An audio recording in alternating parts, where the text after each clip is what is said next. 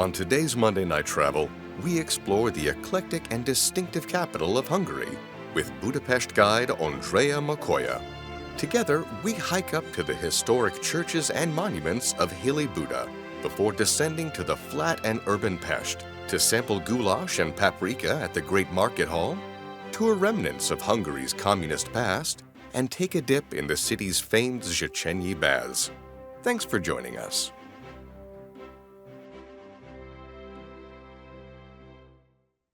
Good evening and welcome to Monday Night Travel with Rick Steves Europe. My name is Emily Burks and I am delighted to be your host this evening as we explore the very unique metropolis that is Budapest. And without further ado, it's time to begin the show. Tonight we're exploring what Rick describes as the most underrated European city, and that is the eclectic Hungarian capital of Budapest. And we are so lucky to be doing that exploring with Rick Steves guide, Budapest resident, and thoroughly lovely person, Andrea Makkay. Andrea, welcome to Monday Night Travel. So hi, Emily. Good evening to everyone. Hello. Well, we're so excited to have you tonight, and it is your M&T debut. So I was hoping maybe we could start with just a little bit about your backstory. What part of Hungary did you grow up in, Andrea? So it is just wonderful to be here. So thank you for the invitation. And I was actually born in Budapest, and both of my parents and my four grandparents, so we all lived in Budapest. So I have never lived on the countryside, actually. And it's kind of interesting to say this because Hungary is a very capital-oriented country. So it means that if you want to live in a big city, you have no other choices but to live in Budapest. So I actually grew up in Budapest, very close to the Parliament building on the Pest side of the city. Oh, wow. That sounds like just a beautiful and exciting place to live. So thank you for sharing a little bit about your backstory. And I guess on a similar note, I was curious if you could share how you got your start with guiding with us and then what eventually brought you to Rick Steves Europe. Yes, so I have started to guide a long time ago, at the time when I was at the university. And then later on, I just kind of realized that I never would like to work, let's say, in a big corporation. And my family and my friends, they were always asking, like, when are you going to get like a proper job finally? And then after a while, I realized that I never want to get a proper job. So I have been tour guiding, even though I have an economist background. And a little bit more than 20 years ago, I actually met Rick when he came to Budapest to write his first book on Budapest. And back then, it was called Eastern Europe, which was actually changed this year to Central Europe, or actually last year when the new big book came out. And I guided him in the city, and he eventually offered me if he can put me into the book as a private guide. So I started to do private tours at the time when it was really kind of an unknown category here in Budapest. And then later on, I started to guide as local guide the Rick Steves tour groups. And then eventually 2 years ago, I started to lead a tour, the Prague-Budapest tour as well for Rick Steves Europe. Well, we are so happy to have you as a fully fledged multi-day guide. So yeah, thank you for sharing that. I always find it so interesting how our guides come to work with us. Well, Andrea, before we begin our tour of your hometown, I was hoping we could cover off on a couple common questions that we get from our travelers here at Rick Steves Europe. So we have a handy dandy at a glance slide prepared for tonight. All right, so starting from the top, when would you recommend that travelers visit Budapest? Yeah, so basically, I would say that the best time is like April and October, even November. Definitely the busiest months are always May and September. So that's when most people would travel. Weather-wise, spring and the fall is very, very nice because in the summer month, July and August, I wouldn't recommend because it's very, very hot. And it could actually go up till the time period of the Christmas markets, which are really beautiful. So more and more people travel at that time as well, but it's still kind of probably less crowded than during the very peak periods of May and September. Well, we love our shoulder seasons here at Rick Steves Europe. So thank you for that recommendation. On the topic of getting around, I know that Budapest has a well-developed transit system. Can you cover off on how visitors to the city can explore? Yes, so absolutely. What I find the most that most people are surprised by the size of Budapest. So they kind of expect a smaller city. So it's big, it's a metropolis of 2 million inhabitants, and the sites are often kind of further away from each other. But there is an excellent public transportation system. We have metro lines, we have an underground line, trams. And basically, this way you can get very efficiently everywhere. So I absolutely would never recommend to rent a car. You don't need that. You can really walk around the different neighborhoods, and then eventually you can hop on a tram or the metro line. And the Budapest Go app is a wonderful way to keep track of where you are going, what you are doing, and also you can buy a 1-day pass, a 3 days pass, or if you are fortunate enough, a 7-day pass. And basically, you just go everywhere by the help of this travel pass. Beautiful. And are there any sites that travelers should book in advance even before they leave for their trips? Well, I mean, the number one site that I would really recommend to try to get in advance tickets would be at the Hungarian Houses of Parliament. I mean, this is a official parliament building, so there's like high security. They limit the amount of people that can go in during a visit, and so basically the tickets sell out weeks, if not months, in advance. So that as soon as you buy your airline tickets, it's kind of good to get those tickets as well if you are interested. It's one of the most beautiful buildings of the city, so I would really recommend it. And also, once you have your dates, I mean, you can also get some of the other like online tickets. I mean, you can buy them, and one of them would be also the Hungarian State Opera House that I would recommend. And eventually, the other places, it's kind of all right to get in even when you are here. Okay. Well, I know there is such a big return to travel post-COVID. So more and more we're seeing so many popular sites in Europe. It's good to book those in advance. So definitely something good to keep in mind if you are planning a trip to Budapest. And another common question we get here at Rick Steves Europe is, should I take cash out before my trip? How much cash should I take out once I arrive in Europe? Can you speak a little bit about how often you may have to use cash as a traveler in Budapest? Yeah, so most importantly, we have our own currency. This is the Hungarian forint, so we are not in the Eurozone, even though if you, let's say you come from Austria or some other countries, you previously have stayed and you have some euros, you can also use euros in Budapest. But primarily it's the Hungarian forint. But we have really moved towards paying everything by a card. So it's very much becoming a kind of a cashless society. So I would say that some Hungarian currency I would take out, or I would bring, or I would use some of the kind of reliable ATMs that we have here. Not all of them are great, but some of them I would recommend, the ones that are tied to a bank. And basically, just a little bit I would carry around. So I would say like something worth of $50, which would be thousands in our currency, Hungarian forint.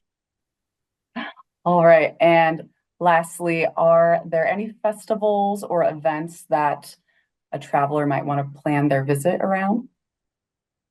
Yes, so in April, if you come in the spring, there is the Spring Festival, which is a very, very high level cultural spring festival, which has a lot of concerts and different kind of ballet performances, opera as well. It's usually 2 weeks, and it takes place at different venues in Budapest. We have Formula One car race that attracts around 300,000 viewers every year. It's at the end of July, and this is one of the Formula car races that has been going on since 1986 in Hungary. It's just outside of Budapest. We have St. Stephen's Day on the 20th of August, which is a very big national holiday in Hungary. And at the end of the day, there's the beautiful fireworks above the Danube River, and we have all kind of other festivities. And our Christmas markets are becoming kind of well known, and they are really beautiful, and they have a very festive spirit, so they are becoming more and more popular, and they've opened very early, like mid-November, and they're open until like 1st of January. Amazing. Well, thank you so much for all of those recommendations, Andrea. And now that we've taken care of those nuts and bolts travel questions, I think it's time to begin our tour of Budapest. So we are going to start with a tour through time, and we'll cover a couple notable chapters in Budapest history. Then we will take a quick snack break and continue our tour by exploring the sites and experiences that are available to the modern day Budapest traveler. So let's get started. This mythic bird, the turtle, was the bird of the original Hungarians, or Magyars, who migrated out of the plains of Central Asia. In 896, the bird dropped his sword here, indicating this was to be their homeland. The Magyars settled here, setting into motion a tumultuous and fascinating thousand-year story, which ultimately gave us the modern nation of Hungary and this great capital. Andrea, are there any ancient Magyar sites that are still visible in the city today? And if so, are travelers able to visit them? So basically what happens with this, that as Rick has also mentioned, Hungarian nomadic people came here back at the time of 896. So actual sites from those times we don't have because of our rather stormy history. However, there are lots of references to who these tribe leaders were. So for example, on Hero Square, there are the statues of the 7 tribe leaders, or for example, Fisherman's Bastion has the 7 towers. So we have a little bit of obsession with always trying to reflect everything through the numbers. Or for example, the famous Turul bird that led the Hungarian tribes to this part of Europe is depicted all over the city and in many other parts of the country as well. Or for example, in the names, you can realize that it's from those early times of the Magyar tribes. For example, one of our bridges is called Árpád Bridge, and it's still an existent name for man. So this is how you can still kind of come across traces of the Magyar tribes in Budapest. Oh, very interesting. I love that that symbolism is just sprinkled throughout the city. So that's kind of a fun thing to keep an eye out for. Starting in the 16th century, the Ottoman Turks ruled here for about 150 years. Later, as part of the Habsburg Empire, ruled from Vienna and energized by an influx of German speakers, the city became more European. The last half of the 1800s was boom time for Budapest. Its cafes were packed, as was its opera house. The Habsburgs agreed to a treaty, making Hungary a junior partner in a vast realm it now called the Austro-Hungarian Empire. As Vienna's second fiddle, Budapest governed a huge chunk of Eastern Europe. The boom peaked with a flurry of construction, working up to a grand party in 1896. It was Hungary's 1000th birthday. All right, Andrea. So I'm sure that there are some of us here who haven't had a European history course in quite some time. So I was hoping you could maybe give us a refresher of who the Habsburgs were and how their influence transformed Budapest. Yes, so when we talk about European history, definitely we must mention the Habsburg family. So Habsburg family was ruling much of Europe during the time period of all the way starting from the 13th century until actually the end of the First World War. And Hungary one point at the time when it was already ruled by the Ottomans, part of Hungary was already ruled by the Habsburg family as well. Later on, this influence actually increased, and it got to the point when Hungarian people really wanted to, let's say, get rid of the Habsburgs, but they were never powerful enough to do that. Basically, we had several war of independencies that we were trying to become a free country. And the last one was in 1848, 1849. And after this, Emperor Franz Joseph, who was the emperor of the Habsburg Empire at the time, had realized that something must be done with the rebellious Hungarian people. So in 1867, the so-called compromise, the peace treaty, was signed. And this was the act which eventually created the Austro-Hungarian monarchy. So Austro-Hungarian monarchy was a kind of a setup between 1867 and the First World War, which brought the golden age, the most flourishing time to Hungary and Budapest. And that was the time when the entire pest side of Budapest was built. And it was a kind of an effort from the Hungarian people to show off their skills, their knowledge, their wealth, and everything they had. And it was kind of a show off to the Austrians to say, look, this is what we are capable of doing if you finally leave us alone, right? So basically you can see parts of the city in Budapest where you do trace down these Viennese influence as well. Very interesting. I know there's so much grand architecture there. So much of Budapest, Hungary's parliament was built for the big 1896 party. Its elegant neo-Gothic design and riverside location were inspired by its counterpart in London. It's enormous, with literally miles of grand halls designed to help administer that sprawling multinational Habsburg Empire. Okay, Andrea, so it is truly incredible to me that the entire Parliament building was built in anticipation of that millennial anniversary in 1896. Why did the city invest so much in this 1,000-year celebration, and how else did they celebrate other than building this gorgeous Parliament building?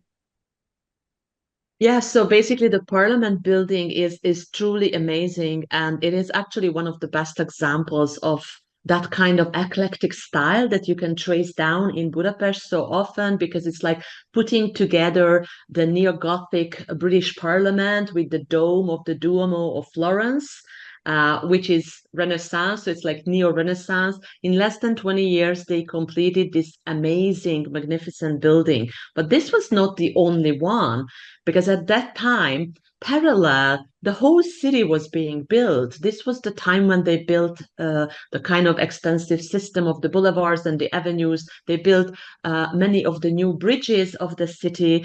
They built also hundreds of exhibition halls in the city park, because part of this millennial celebration was also to host a kind of a fair which was supposed to show the Hungarian culture and history and music and scientific achievements. So they even built an avenue which was 1896 meters long. Sorry about the meters, but that's how the symbolism comes across. So 1896 meters from the city center out to the city park, and created the big spacious Hero Square, which is an introduction to the Hungarian history. And so practically the peak period of this golden age was the 1880s, 1890s, when the city was getting ready for this for this 1,000th years anniversary. And so this was an unparalleled time when basically the pest side of Budapest ended up looking how it actually looks today. All right, well, thank you so much for that piece of history. And we will continue on our tour. By the end of World War I, the Habsburgs were gone. Hungary, while much smaller, was fully independent. But then came the Nazis, followed by the communists. That elusive freedom was finally won after the fall of the Soviet Union in 1989. Since then, the city has blossomed. All right, so Rick just mentioned a couple difficult chapters in Budapest history, World War II and the rise of communism. So obviously both of those periods had profound impacts on the city, and we are going to take a closer look at those effects now. Budapest's wonderfully restored synagogue is huge, the biggest in Europe. It's a reminder that in the 19th century, a quarter of the city was Jewish. The Great Synagogue looks like a church. With its pipe organ flanking the high altar, long nave, and pulpit, it feels like a church with the symbols switched. It was built in the 1850s, when Hungary's Jews wanted to feel more integrated into the community. The Eastern-flavored decor is typical of 19th century synagogues in Europe, perhaps designed to recall the Jews' Middle Eastern and Moorish heritage. Hungary's Jewish community was decimated by the Nazis. The synagogue's Tree of Life, built on the site of mass graves of those killed by the Nazis, is a powerful memorial. Hungary lost over 500,000 Jews to the Holocaust. The willow makes an upside-down menorah. Each individual leaf lists the name of a victim. Pebbles represent prayers.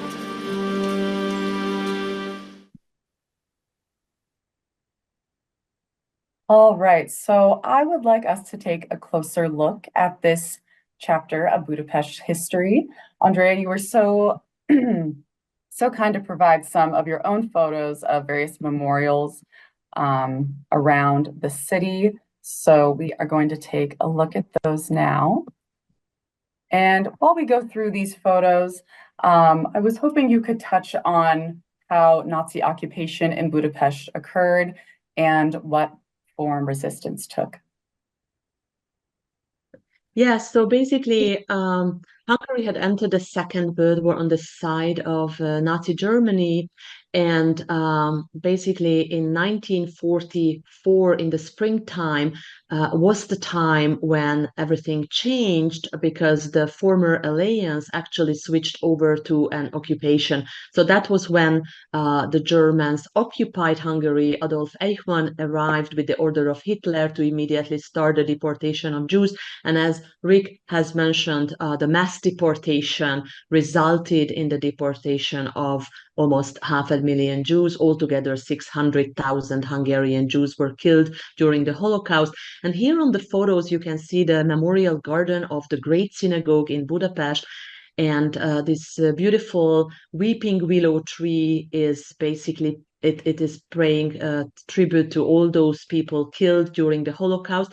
Besides what Rick has mentioned, that it's an upside-down menorah, and then also you have the names engraved on the leaves. It's also very interesting symbolism is that at the end of each of the branches, there's a number, so you can look for a name, like in a cemetery. And there are also empty leaves because it's still possible to engrave names, theoretically. It was actually erected by the Emmanuel Foundation, which foundation was founded by Tony Curtis, the American actor who otherwise was 100% Hungarian because his parents were Hungarian Jews from a small town in Hungary. This is also in the garden of the synagogue. The memorial garden was named after Raoul Wallenberg, the Swedish diplomat that saved thousands of Jews during the very, very terrible times of 1944 and 45.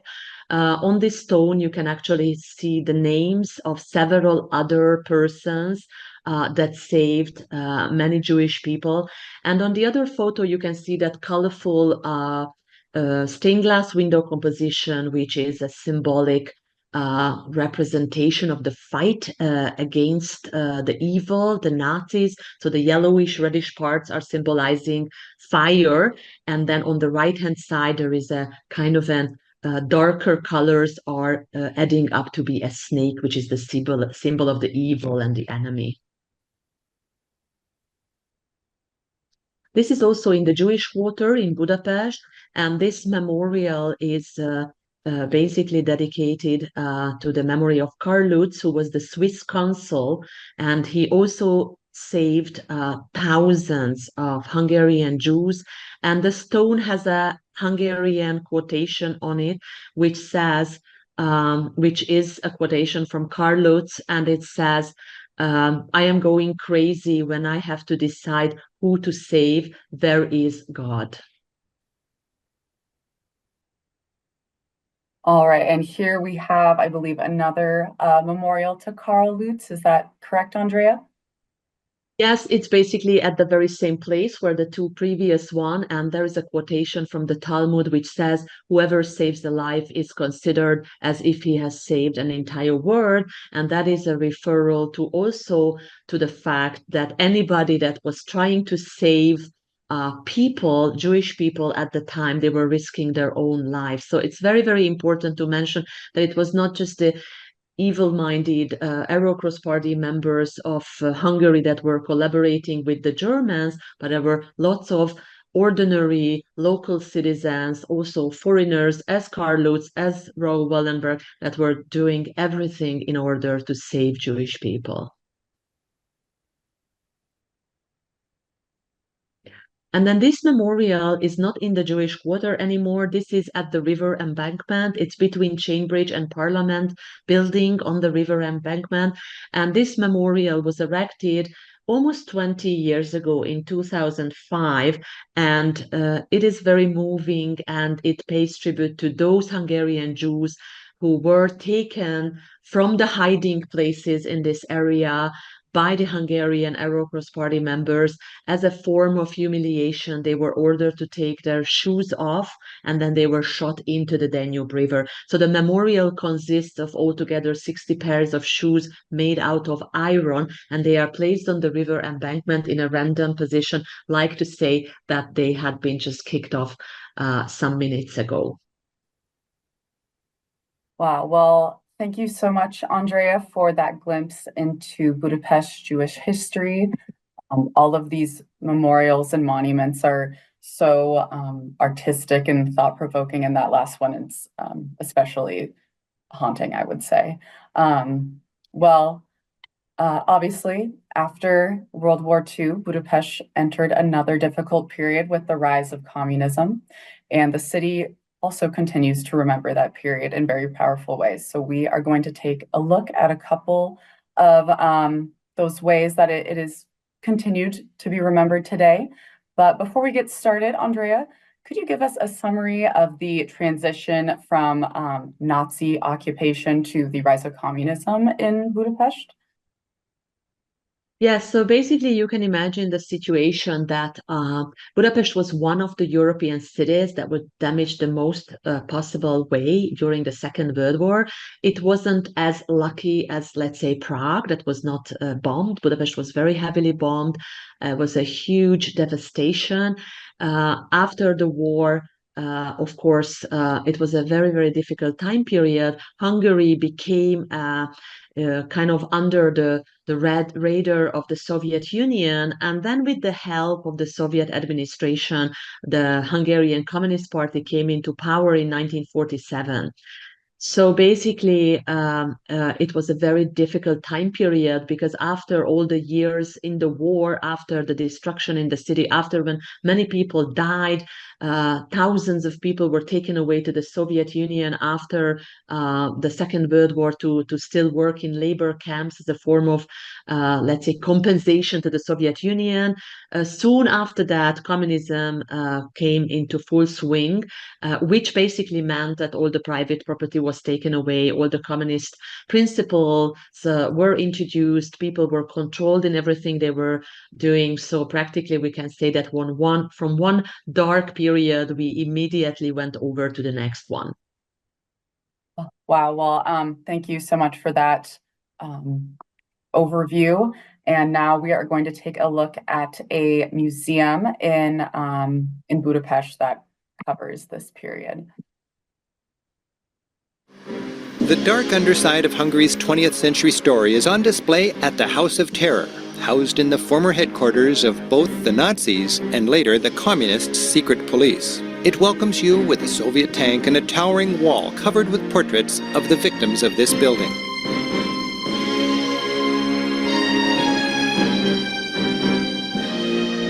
This museum makes it clear that while the uniforms changed in 1945, the terror did not. It offers a disturbing look at the grim terror of both the far right and the far left inflicted on the people of Budapest. To keep dissent to a minimum, the secret police of both the Nazis and the communists imprisoned, deported, or executed anyone suspected of being an enemy of the state. Rooms feature the many bleak dimensions of life in Hungary before freedom. Gulag life. Countless writers, artists, and dissidents spent their best years breaking rocks in quarries.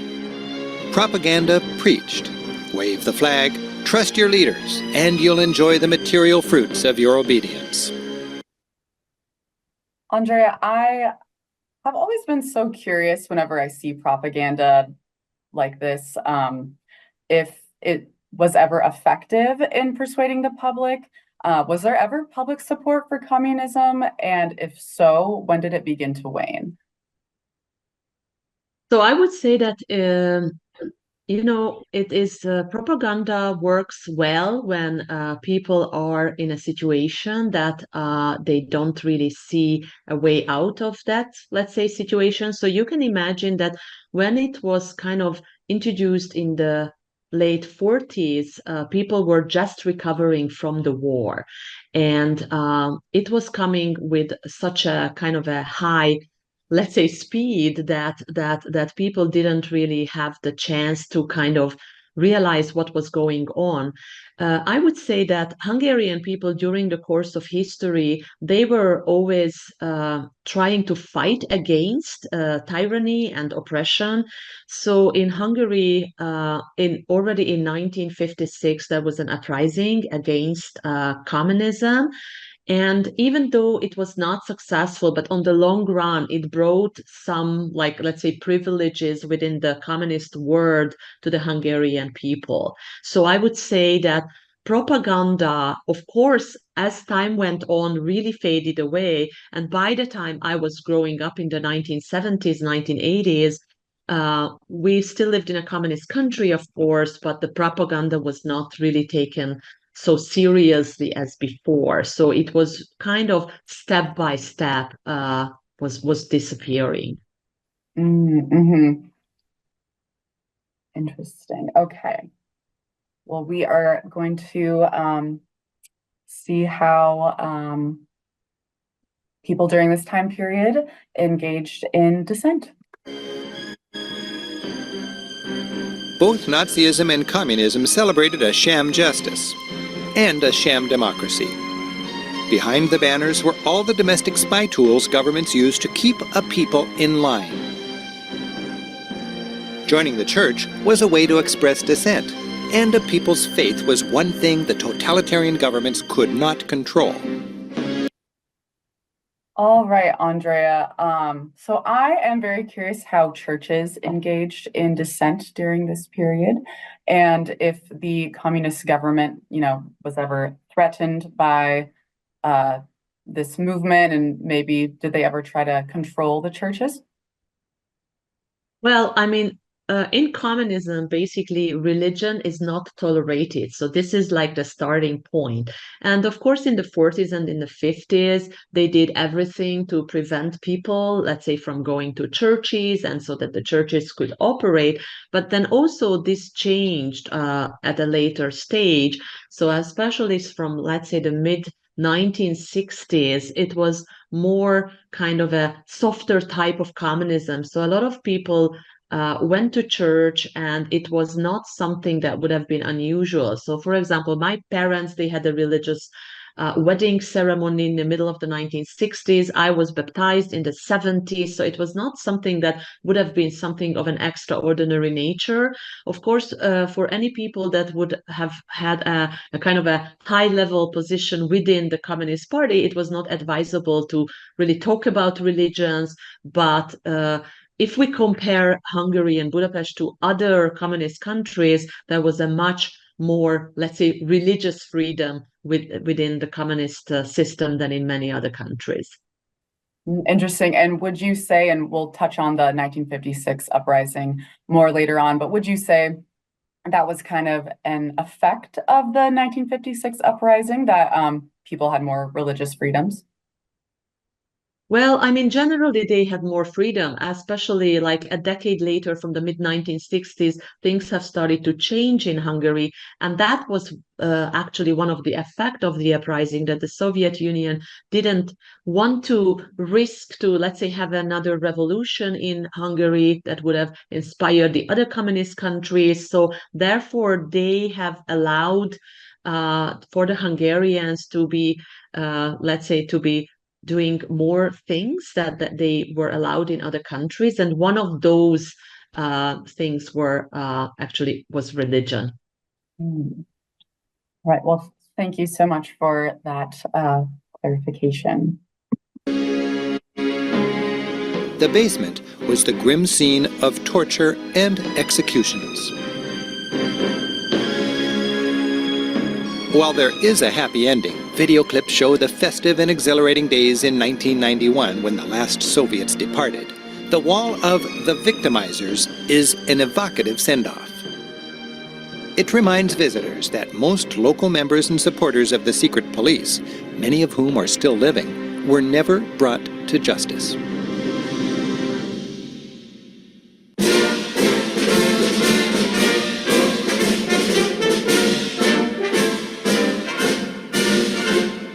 Statue Park welcomes the curious at the edge of town. When regimes fall, so do their monuments. Budapest saved its souvenirs of totalitarianism and shows them off here. Just think of all these statues of Lenin and company crashing to the ground to the cheers of the masses. At Statue Park, you'll see the communist all-stars, Marx, local wannabe Stalins, and Lenin in his favorite hailing a cab pose. In a kind of demagogue's hell, they're left with no one to preach to but each other, and stony socialist symbols.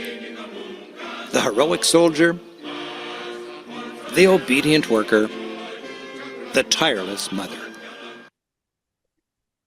Andrea, this this to me is such a unique way to remember this period of history. Could you maybe touch on how the idea for Memento Park came about, and why did the people of Budapest want to preserve these statues?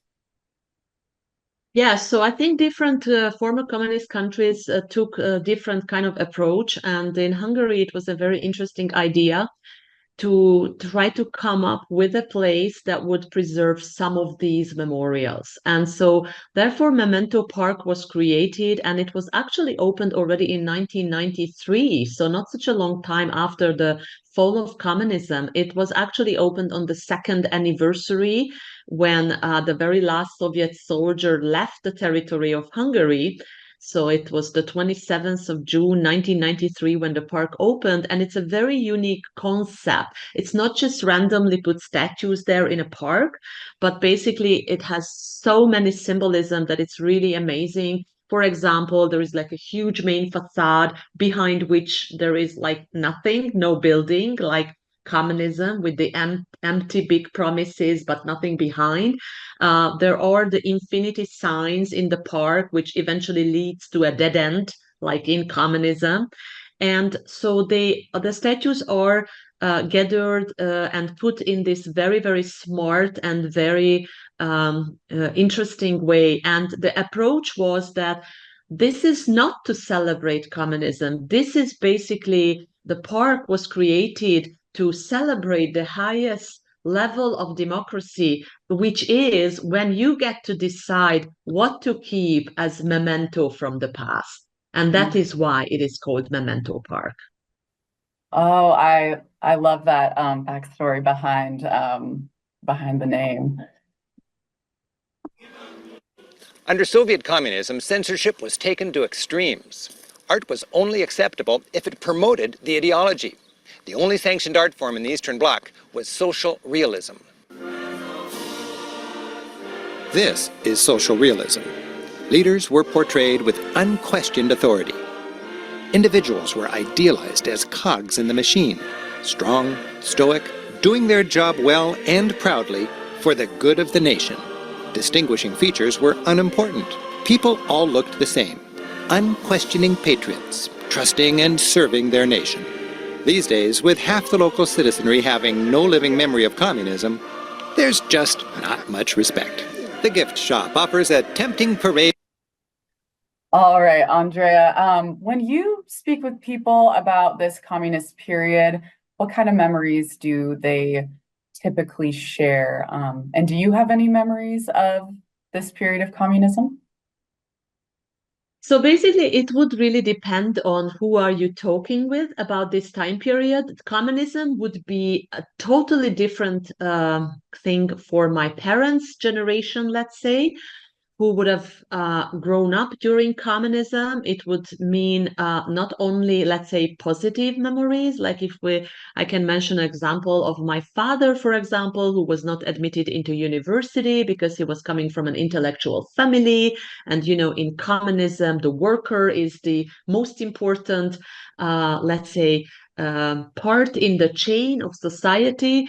And obviously, their life was somewhat limited because of the communist restrictions. Or I could mention the example of my mother, who didn't get a passport and couldn't travel for a long time because she had this dissident sister that went to Australia. And so all sorts of things like that. When I remember my childhood, which was eventually, of course, after communism, I have very good memories of how I grew up, because during the time period when I grew up, it was mostly that softer type of communism that I was telling you about. So I did not feel the restrictions. It was not a threatening system. However, when I became an adult, which was exactly the same time when communism came to an end, it basically gave way to discovering how it is to live in democracy. And I would say that there will be very few people in Hungary that would say that, oh, those good old days and how wonderful it was to live under communism, because in reality it wasn't. And and it's just so interesting that you guys have this reminder right in the city of all these statues. So it just seems like an effort, to never forget that period. Of communist kitsch. Consider picking up a Red Star lapel pin, a worker's pocket watch, or even a Communist Party vodka flask. This is a fun souvenir, the greatest hits of communism. All right, well, that is certainly an interesting gift shop. So, Andrea, before we move on, I would like to take a closer look at Memento Park, just because I think it is so unique. So we, again, have a couple more photos of the memorials that you can see here, or excuse me, not memorials, but mementos. So can you tell me about this statue, please? Yes, so this statue is actually, it used to stand on the top of Gellert Hill. It was part of the Liberation Monument that was erected in 1947 to celebrate the liberation of Hungary and Budapest by the Soviet army. And after the fall of communism, there was a decision made that this statue would be removed. And so this was brought to Memento Park. And it is a very, very good example of how Rick described previously the social realistic art form, because you can see everything in one statue. Basically, you can see the exaggerated body parts, the huge legs, the huge fist. The fist is in a position of suggesting strength and power and the kind of proud expression. And then, of course, you can see the flag with the hammer and the sickle and the weapon. So this is a very typical Soviet soldier statue, but showing all the features of social realistic art. All right. And can you tell me about the figures we see here? I believe in the background there, these are Stalin's boots. Is that correct? Yes, that is correct. So basically, here you can see the welcoming statues when you arrive at Memento Park. Lenin is on the left-hand side, and then on the right-hand side, Marx and Engels statues, and they are very unique because in a They are in Cubist style, which is actually contradicts what I have just said before about the social realistic art form.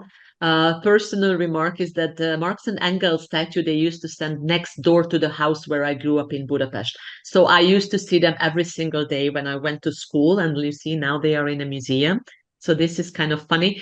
And we actually see that main facade from behind with that rusty door, which is the main entrance, but it's always permanently closed. That's also symbolic, referring to the fact that during communism, you never could go through the main entrance. You always had to kind of do everything under the counter, through the back door. And that is kind of symbolizing. And what is kind of outside of this big wall in the distance, the recreation of the huge, enormous statue of Stalin that was pulled down in the uprising in 1956. So those boots are the only pieces of the museum which are actually a recreation. They are not original, but they were put there as a kind of also a memento of this era. That is so fascinating. That just, I think, again, the word symbolism, but so symbolic that, you came of age and communism fell and you saw this statue get moved into this park. So thank you for sharing. That's so fascinating. And before we move on from this segment on Budapest Communist chapter, we also have some photos of memorials and artifacts from the 1956 uprising, during which the people of Budapest staged the Soviet bloc's first major uprising against the communist regime. So, Andrea, can you shed some light on what we're seeing in this photo? Yes, so here we can see these memorial enlarged symbolic bullets. So these are not bullet holes, but these are bullets on the building right across from the parliament. And this pays tribute to the bloody massacre that took place 2 days after the uprising started out. And basically the bullets are symbolizing those people that died during this massacre. A very important symbol of the 1956 uprising, that what you can see here on the actual flag and on the memorial as well, Hungarian people were forced to use a kind of a symbol, which was a coat of arms, which was decorated with the hammer and the sickle. So it was like a Soviet type memorial. A coat of arms. And when the uprising broke out, the angry local people cut those out from the flags with scissors. So this flag with the hole on it became a very important symbol of the uprising in 1956. And Andrea, if some of our travelers wanted to visit these memorials, I was reading it that most of them are located kind of around the Parliament building. Is that correct? Yes, the ones that we are looking at are absolutely, there's a very interesting museum just under the square of the Parliament. It's a free museum, and these are there. And then the others, the symbolic bullets, they are just right across from the Parliament building on the wall of the Ministry of Agriculture. Yes, All these right. are actually photographs from the museum that show how the tanks were rolling on the streets of the city. And even though on this photo we can actually see a woman, but what is very important to mention that this uprising was mainly started out by students and by very young kids. Some of the protesters at the beginning were 12, 13, 14 years old, boys and girls, and they really had enough of the oppression. And then eventually it started out as a kind of a student uprising, and then shortly afterwards it ended up to be a nationwide movement. And here we are also in this little memorial, in the museum underground, there is a symbolic grave for the memory of all of those people that were shot in that massacre on the 25th of October in 1956. And here you can see a kind of a hologram that you can experience what it is like to be, standing in front of a Soviet tank.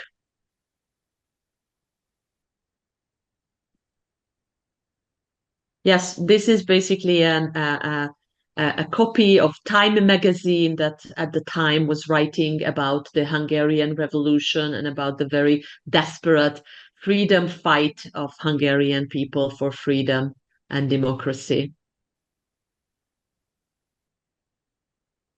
All right. Well, thank you so much for sharing more about that period, Andrea. I think it's especially interesting for Americans to, learn more about that period. So again, thank you. And we did just cover some very heavy topics. So now that we have concluded our historical tour of Budapest, we are going to visit some modern sites in the city. But before we get started, I don't know about you, but I could use a snack, Andrea. So what are you snacking on this evening? So basically, I have two things that I would like to show. One of them is the very famous chimney cake of Hungary and Budapest. And this is very, very delicious. It originates from Transylvania, actually, which is part of Romania now, but it used to be part of Hungary until the First World War.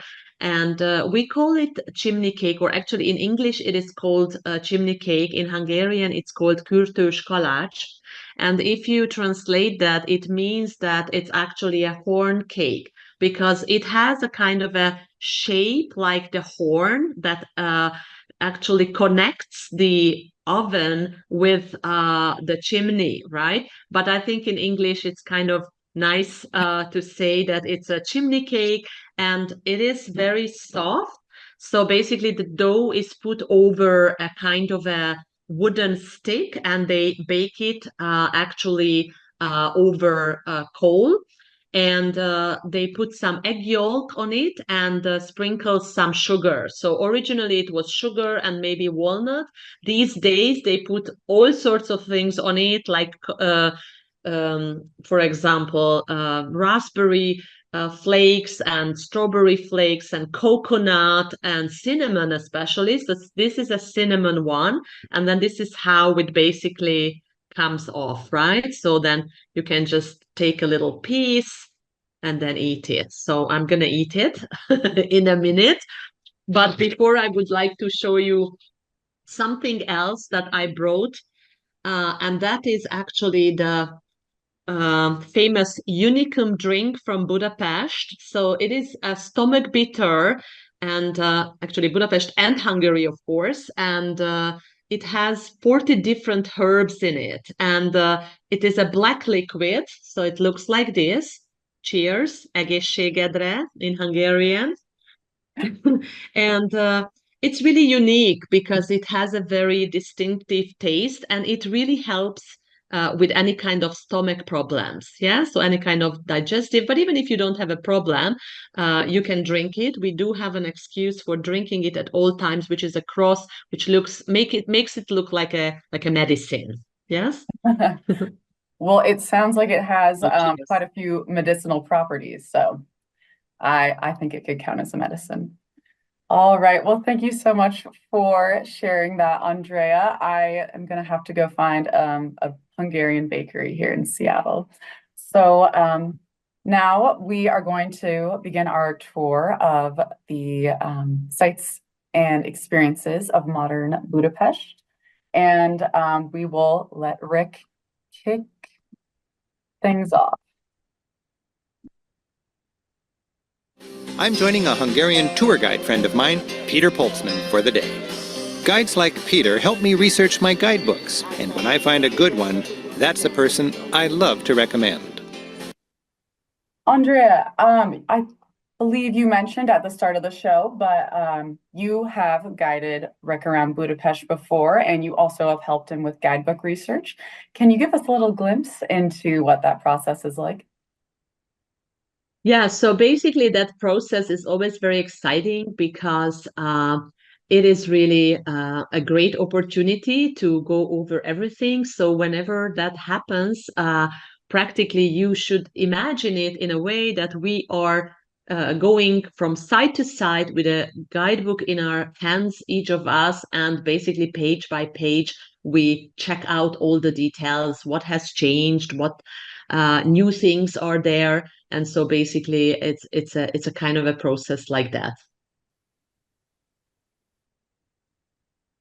Hungarian is a unique language. We are only related to Finnish and Estonian. But it's easy, like az élet habos oldala. Say that? Az élet habos oldala. Not too bad. Europe, especially Eastern Europe, has many excellent young guides who speak fine English and enjoy showing off their hometowns. Considering their reasonable fees and how meaningful they make your visit, hiring your own personal expert can be an excellent value. And you'll know just where to get the best strudel. Hey, thank you. Good to know. Public transit allows locals a way to get around the city far easier and cheaper than messing with a car. Many underground stations tunnel deep beneath the city. This is deep. Oh, it's deep as a 10-story building. In fact, it was meant to be used as a bomb shelter during the Cold War.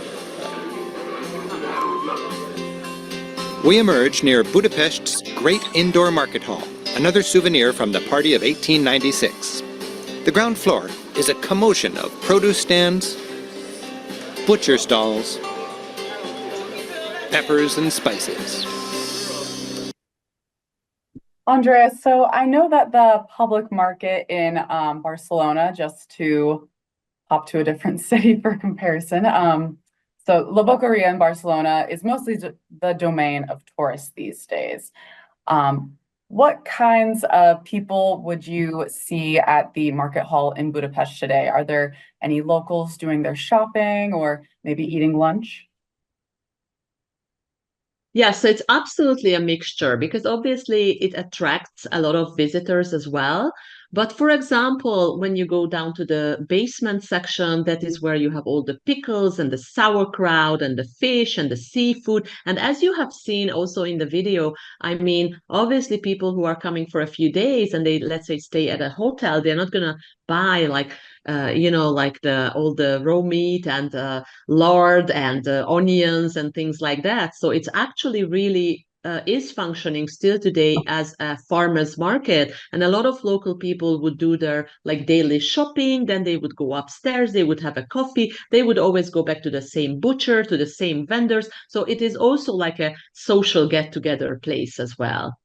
So it sounds like it has several functions. All right, thank you for sharing. Oh, there's paprika everywhere. Oh, the whole market has it. In fact, it's a dominant spice in our cuisine. You take the dried pepper and then you grind it, and then you would get the powder from what? There's different types. There's hot and sweet. That's sweet. Sweet. As in markets all over Europe, the fragrant stalls are kept downstairs. Tanks of carp, catfish, and perch, and piles of pickles. You want to try some? Yeah. Oh, that's my favorite, Rick. So there's a plate of pickled peppers here. Look at this. Now, this is a pickled pepper filled with kraut. Yeah. Now, how's that? That is strong. How do you say strong? It's cheapish. Cheapish. Oh. Cheapish. Upstairs are Hungarian handicrafts and inexpensive stand-up Hungarian-style fast food joints. So this is Hungarian goulash. Soup. So this is not a thick stew, because many Americans would think that this is a thick stew. In fact, this is like a clear broth with potato and cubes of meat, pork or beef in it. And as you can see, everything seasoned with paprika. Okay, so this is the actual Hungarian goulash. And that is authentic Hungarian goulash soup. But remember that, but bon appetit. Jó étvágyat. Jó étvágyat. Okay, now that we've been reinvigorated with some hearty goulash, we are going to hop across the river to Buda and explore Gellert Hill. All right, Andrea, until we started planning this episode together, I actually had not heard of Gellert Hill. Would you say that this is a lesser touristed area of Budapest? And are there any quieter sites that you would recommend to our readers and viewers? Yes, so Gellert Hill is basically just across from this beautiful bridge that you can see on the photo now, Liberty Bridge. Gellert Hill is one of the highest hills of the Buda side. It's a beautiful excursion area. It's also a residential area for the local people. So just by the foot of Gellert Hill, there is the famous Gellert Spa. So this is great for those who are interested in the bath culture. There's also the Cave Church, which is a very unique church set up in a natural cave. On the photo now you can see the beautiful Art Nouveau building of Gellert Spa and Hotel.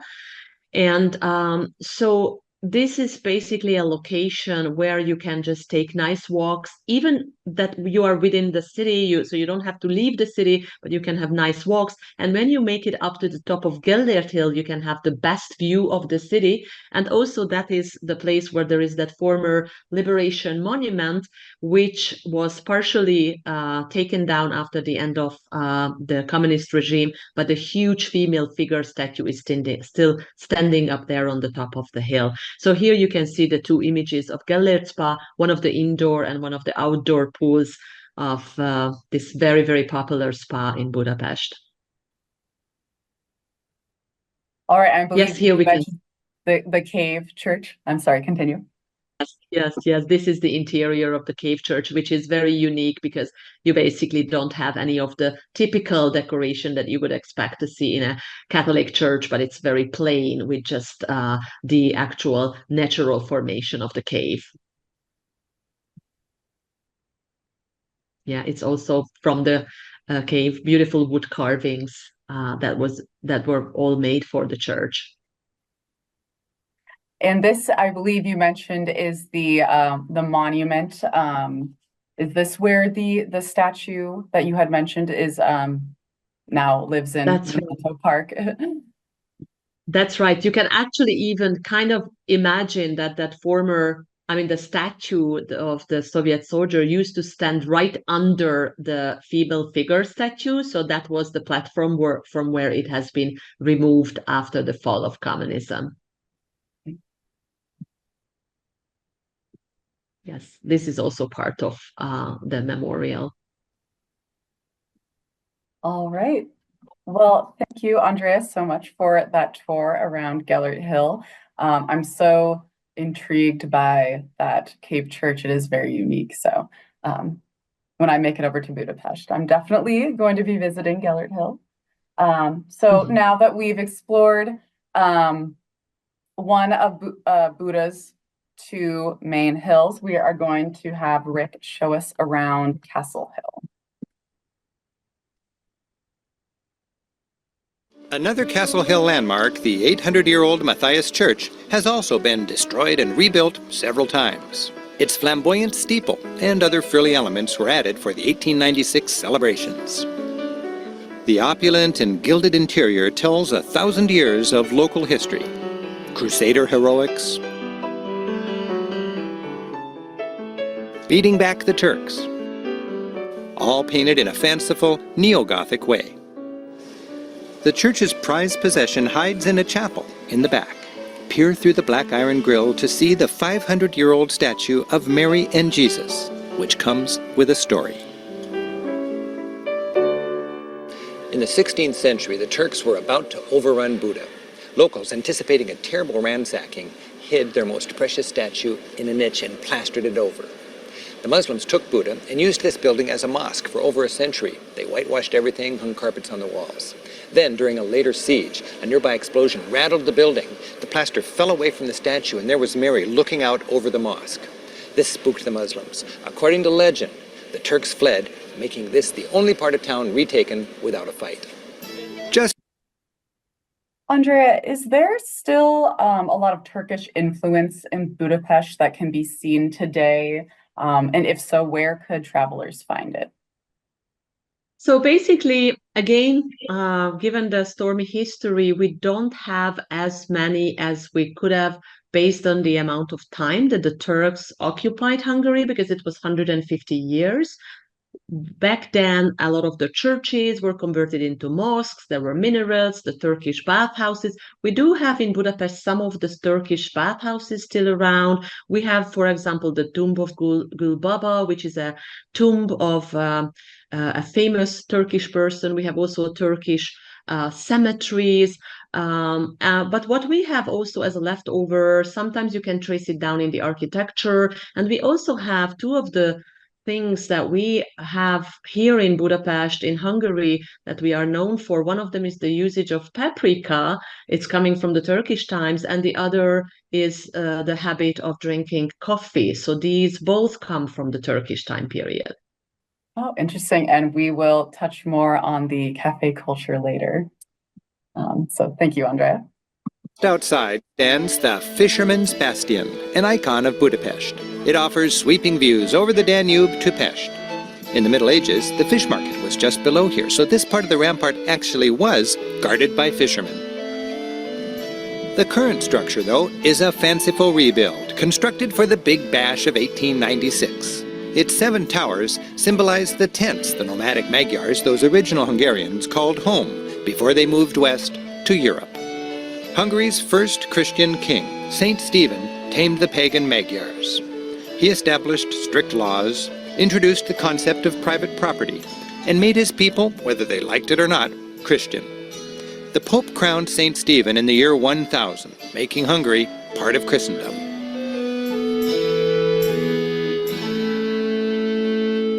This was a pivotal point in Hungary's history. While Stephen could have accepted his crown from the leader of the Eastern or Byzantine Church, he chose to have his rule legitimized by accepting his crown from the leader of the Roman Church. And this gave Hungary more of a Western orientation. All right, so that concludes our tour of Buda, and now we are going to head back across the river to explore a little more of Pest. The Buda funicular is a popular landmark. Built in 1870 to provide cheap transportation to Castle Hill workers, today it's a fun little tourist trip. It shuttles visitors every few minutes up and down between the top of Castle Hill and the mighty Chain Bridge. Guarded by lions, which symbolize power, the Chain Bridge, the city's first great bridge, offers a pedestrian-friendly way to connect Buda and Pest. Before this bridge was built, people needed boats or a good freeze to cross the river. Sometimes people would walk across the frozen Danube only to get stranded on the other side during a thaw. Once, a city big shot was stuck on the other side for a week trying to get to his dad's funeral. He missed the funeral. He was so frustrated, he commissioned the building of Budapest's first permanent bridge. The Chain Bridge, finished in 1849, immediately became an important symbol of Budapest. While this and all other great bridges of Budapest were destroyed in World War II, they were quickly rebuilt. Andrea, I was wondering if you could give us a quick summary of when Buda and Pest finally became united into one city, and whether or not that was a tumultuous process. So basically, finally, it happened in 1873. And what is interesting that we always talk about how Buda and Pest were united, but in reality, there was a third part that was attached, and that's the northern part of the Buda side, which is called Óbuda, which means old Buda. So it used to be an old section of the Buda side. So in reality, it was in 1873, Buda, Óbuda, and Pest were united under the name of Budapest. And by now, the Pest side is so much bigger than the Buda side that it is really interesting that for hundreds of years, the Buda side was the capital, but now the Pest side is really so much bigger. And what side of the river would you recommend our travelers stay on? So the city center of Budapest, the downtown area, is definitely by Chain Bridge on the Pest side. So I would say between Chain Bridge and Elizabeth Bridge, or even kind of going until the Parliament area. So it's quite interesting that if you think about some of the European capitals like Prague, Vienna, and Budapest, they all three have 23 districts.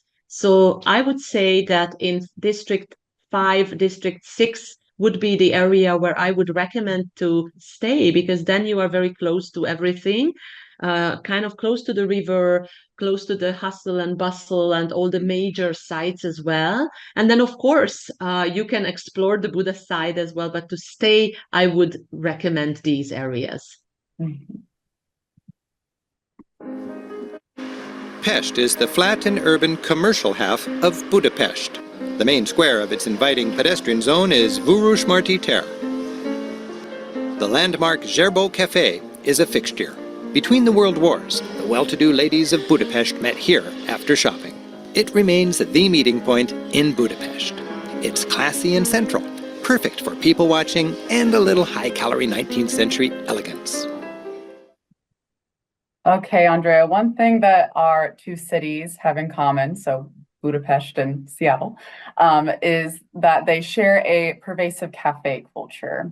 I was wondering if you could tell us a bit about the cafe culture in Budapest, and I believe you also have another little item to show and tell. Yeah, so when you think about coffee drinking cultures, it's perhaps interesting to mention that in Hungary, there were coffee houses already at the time of the 16th century, so early. And that was because the Turks brought coffee culture with them. They opened the first coffee houses, and then later on it was developed so much that by the time of the end of the 19th century, there were 600 coffee houses in Budapest only. And for people, it was really the place where they were going, where they were having their social interactions.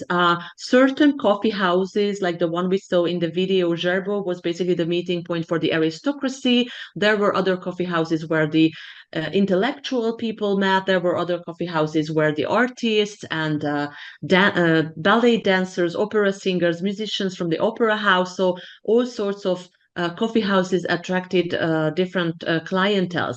The very high-end coffee houses, of course, were equipped with the marble top tables and with the beautiful porcelain. And so I just wanted to show you a good example of that. This is actually a very well-known and very famous Hungarian porcelain coffee and tea cup. And this is a product of Zsolnai porcelain manufacture. Zsolnai porcelain manufacturer does only handmade porcelains, and they are also very well known for producing ceramic tile decoration for buildings as well. So in Gellért Spa, on the top of Matthias Church, on the top of the Great Market Hall, all over the city, you come across this, and you can also come across this beautiful porcelain in some of the coffee houses and restaurants even today. Oh, beautiful. Well, I love that you are, pointing out all those places where just the symbolism and the art and culture kind of ties in throughout the city. So always fun to keep track of little Easter eggs when you're traveling. Well, we are nearing the end of our Budapest tour, which would not be complete without a trip to the Széchenyi Baths. So, now that we've done so much exploring, I think that we should celebrate with a relaxing day. You can enjoy that Hungarian joy of life at the Széchenyi Baths. Soak with the locals. Of the city's 24 or so traditional mineral baths, this is the most accessible and fun. Budapest is hot, literally. It sits on a thin crust over thermal springs which power all these baths. Both the ancient Romans and Ottoman Turks enjoyed these same mineral springs. They still say, poke a hole in the ground anywhere in Hungary and you'll find hot water. All right. Andrea, I was wondering if there are any customs or any etiquette that travelers should be aware of before they visit a bath. That's really, I would say, not a common thing in the United States, especially. So what should a traveler know before they visit a bath? So I think often people are afraid that, oh, I'm not going to go to the spa because I'm sure it's very touristy. So one thing is certain, that of course the spas attract a lot of visitors, but this is actually something that we do on a regular basis. Lots of Hungarian people go to the spa on a regular basis. Uh, a lot of us consider this as a kind of a gym activity. So it's physical exercise. You would soak in the water, you would swim in the swimming pools, you would have a massage. So basically, what I would recommend is, first of all, to really allocate enough time, because it is supposed to be not just rushing through it, but a nice, relaxing time. So I would schedule it for the, let's say, end of your day when you are visiting. After all the walking in the city, it's a very nice experience to go to the spa and just relax and just enjoy, and without having to rush anywhere. So basically, on the practical side, it's always important to know that in the co-ed spas, which is the majority of the spas now are co-ed, means that everybody can go together. So swimsuits are compulsory. You also have to take a flip-flop, take a towel from the hotel if you can, and basically that's it, and bring your good mood and just enjoy it. Beautiful. Well, that is a good thing to remember if you are visiting in the winter. Even though it's going to be chilly outside, you definitely want to bring a swimsuit if you're visiting Budapest.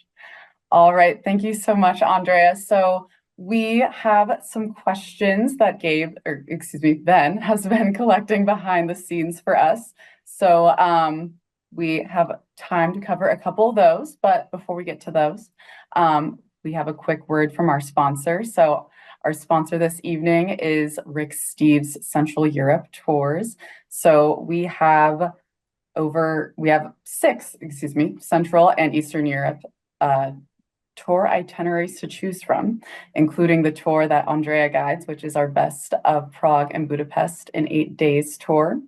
And this tour includes 3 nights in Budapest, during which you'll cruise the Danube River, learn to cook some Hungarian specialties, and of course, you will luxuriate in the very sumptuous interiors of the Hungarian State Opera. And to sign up for a tour, you'll just head to ricksteves.com. All right, Andrea. So we do have time for a couple questions from the audience. So let's see. Kathy is wondering if Budapest has adopted tap and go credit card payment for public transit. Yes, so as I mentioned at the very beginning, we have the Budapest app, which is an app that you can buy your public transportation ticket. We actually are in the process of introducing the tap card system. It already works on the metro lines. So part of the public transportation has it already. Oh, beautiful. Yeah, I always, whenever I visit New York, it's just so easy to just tap your phone. So yeah, hopefully more and more cities will adopt that. Okay. So Grant is wondering how Andrea's family was impacted by the transition from World War II into the communist period. So basically, this is something that many other people can mention. After the Second World War, it was a very, very difficult time period. Both of my grandfathers were taken away to the Soviet Union. One of them stayed there 2 years, the other 3 years. They had to work in these forced labor camps to pay as a kind of a compensation from Hungary for causing all the trouble to the Soviet Union. And imagine in the meantime, both of my grandmothers were at home with the kids and with my dad and with my mom. And so basically it was a very difficult time period. But what I always mention that these remarkable people were the ones, my grandparents and their generation, that rebuilt the city and kind of continued on with their life. They raised their children and had a kind of a fulfilling life, even though it was a difficult time period. Mm-hmm. Oh, well, thank you so much for sharing. I know, like you said earlier, it kind of depends on who what generation you talk to, what memories they'll share. So definitely important to, ask questions of the older generation. All right, so why don't we finish on a slightly lighter note? Marianne is wondering if there is any other spa in Budapest that you would recommend, Andrea. Yes, so there are, of course, smaller spas as well. So Gellert Spa that we have seen photos of, and then Széchenyi Spa, which is it is in the city park and which was in the video. Besides the big ones, there are quite a few smaller ones. So, for example, my favorite is called the Rudas Spa. It's also on the Buda side, and it's smaller, it's more intimate, it's more where a lot of local people would go. Not to say that to the others, local people don't go, but well, you can just imagine also the kind of perfect ending on your day when you would go to Rudas Spa, and they have this on the rooftop outdoor jacuzzi pool. So you are sitting there and enjoying the beautiful view of Gellert Hill, the bridges and the river, and you are soaking in the hot tub. And so that could be a perfect ending for your day. Oh, beautiful. And I know the Parliament building especially is lit up so beautifully at night. So yeah, what a perfect way to cap your day.